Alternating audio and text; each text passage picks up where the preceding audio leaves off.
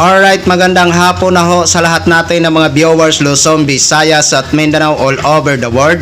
Welcome naman sa ating panibagong video, panibagong reaction, mga ka-action, mga kakampeng.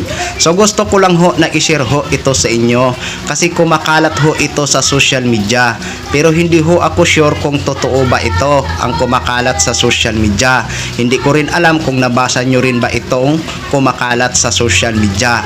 Pero kung halimbawa totoo ito, masasabi ko ho talaga na ang kapal naman ng mukha niya.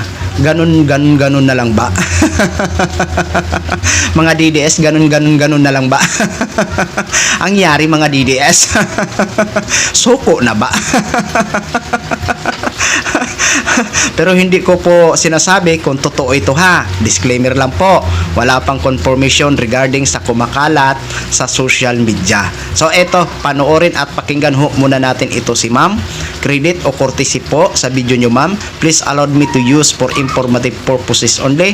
Siya po, ang page niya ay si Ma'am Bill Kinunis mga ka-action. Paki-follow naman po. Hindi ko alam kung siya po ba ay isang kakamping. Okay? So eto, panoorin at pakinggan ho muna natin ito si Ma'am Bill.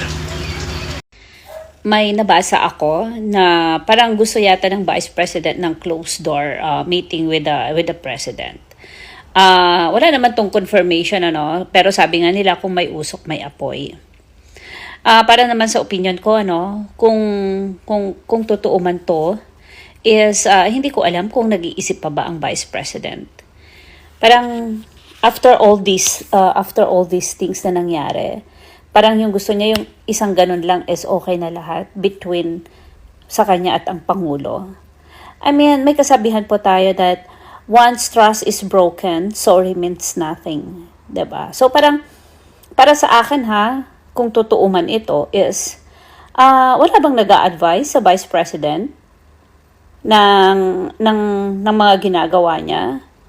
Kasi, kumbaga parang, napakadali sa kanya na parang sa isang ganun lang is pwede na niyang ibalik sa lahat. 'Di ba? Pwede na niyang ibalik kung ano yung pasamahan ng 2022 pagkatapos niyang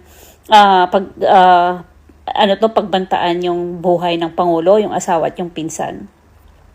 Kumbaga napakadali para sa kanya na ganun lang, yung ganun lang, okay na lahat. 'Di ba? Parang I just hope the President will never trust a smiling cat again. So yun na ho mga ka-action, mga kakampeng, narinig na ho natin si ma'am. Ayon kay ma'am, wala din po siyang confirmation kung totoo yung kumakalat kasi nabasa niya lang din. So hindi pa talaga ito confirm mga ka-action kasi wala din po akong nababasa na mga post ng mainstream media regarding dito sa sinasabi ni ma'am na di umano gusto daw ni Sara na makipag closed door meeting kay Pangulong Bongbong Marcos. Yan po ang nabasa ko din. Pero hindi pa nga sigurado kung totoo nga ba. Kaya halimbawa man, ito'y halimbawa lang. Halimbawa lang ho ito ha. Lakasan ko lang ho ang boses ko kasi umuulan ho dito sa area namin. Okay? So, granting halimbawa, totoo yan. Papayag ba kayo mga loyalista? Ganon na lang ba? Matapos ho na birahin nito ni Sara ang administrasyon at kung ano-ano ho ang kanyang paninira sa administrasyon. Ganun lang ba kadali? Kalimutan? Aba, nako mga ka-action, mga kakamping. In my own opinion, nako. Kung totoo man halimbawa ito, kung totoo halimbawa lang po nako po. Nako, Mr. President, huwag ka ho pumayag. Para sa akin in my own opinion. Kung totoo ito, halimbawa lang. Okay? Para sa inyo mga ka-action, mga kakamping, lalo na sa mga loyalista, kayo ba ay papayag kung sakali totoo itong kumakalat sa social media na di umano gusto daw makipag closed door meeting ito si Sara kay Mr. President Bongbong Marcos? Nako po, nagbasa nga ho ako sa mga comment ng ating mga kababayan. Ang sabi nila, nako, wag na wag magpapabudol. May punto po ang ating mga kababayan na nag-comment sa nasabing post. May punto po. Nako, Ay, nako. Matapos na kung ano-ano ang banat niya sa administrasyon, paninira niya sa administrasyon, tapos ganun na ganun lang para kay Sara, kakalimutan niya lang ang lahat, no?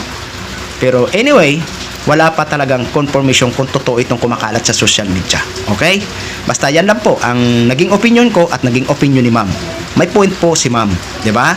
Kaya kayo, ano ba ang opinion nyo dito? No? I-comment nyo lang, huwag nyo pong kalimutan. At syempre kung nag-comment ka na, i-like mo na rin ang video. At kung hindi ka pa nakapag-subscribe, i-subscribe mo na rin ang ating YouTube channel. Okay? So yun lang ho mga ka-action, mga kakamping, no? Maraming salamat ho sa lahat natin ng mga viewers Luzon, Visayas at Mindanao all over the world. Ako po ang inyong lingkod, si Action Man. Have a good day, everyone!